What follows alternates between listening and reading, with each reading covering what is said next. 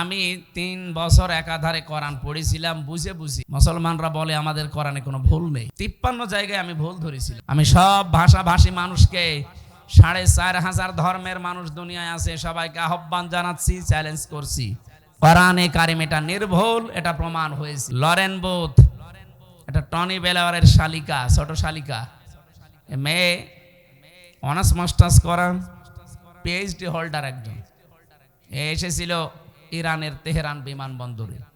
এক মুসলমানকে ডাক দিয়ে বলেছে, ব্রাদার, আমি মুসলমান হব না, আমি ইসলাম গ্রহণ করব না, কিন্তু আমি ইসলাম জানতে চাই, কি পড়লে অথেন্টিক ইসলাম জানা যাবে সেটা আমাকে দিন। বলেন তো, আপনাকে কেউ যদি একজন অমুসলিম যে আমি ইসলাম গ্রহণ করতে চাই না কিন্তু আমি ইসলাম জানতে চাই, তার অধিকার আছে না?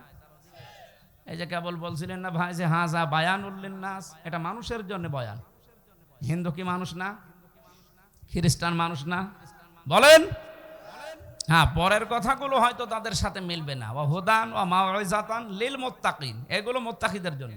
কিন্তু হাজা বায়ানুল লিন্নাস, আল্লাহ হাজা বায়ানুল লিল মুসলিমিন দেয়নি, যে মুসলমানদের জন্য এটা বয়ান। মানুষবাদ বাচ্চে যারা বিবেচিত তাদের জন্য কোরআনে কারিমের বর্ণনাগুলো কে দিয়েছেন বলেন? আরো জোরে বলেন কে? উনি ৩ বছর একাধারে কোরআনে কারিম তাফসীর সহ পড়েছিলেন, তাও বুঝে বুঝে, আমাদের মতো আনাকুম জানাকুম না। এক একটা শব্দের ৮টা ১০টা অর্থ বের করে করে শেষে ৫৩ জায়গায় লাল দাগ দিয়েছে। সাংবাদিকরা জিজ্ঞাসা করছে, আপনি একজন খ্রিস্টান, আপনি মুসলমান হয়ে যাচ্ছেন কোন কারণে? যে আমি ৩ বছর একাধারে কোরআন পড়েছিলাম বুঝে বুঝে। মুসলমানরা বলে আমাদের কোরআনে কোনো ভুল নেই। ৫৩ জায়গায় আমি ভুল ধরেছিলাম আমার মন মতো, কিন্তু আল্লাহর ইশারা যেখানে ভুল ধরি দেখি তার পরের আয়াতে ওর জবাব আল্লাহ ১৫০০ বছর আগেই দিয়ে দিয়েছে।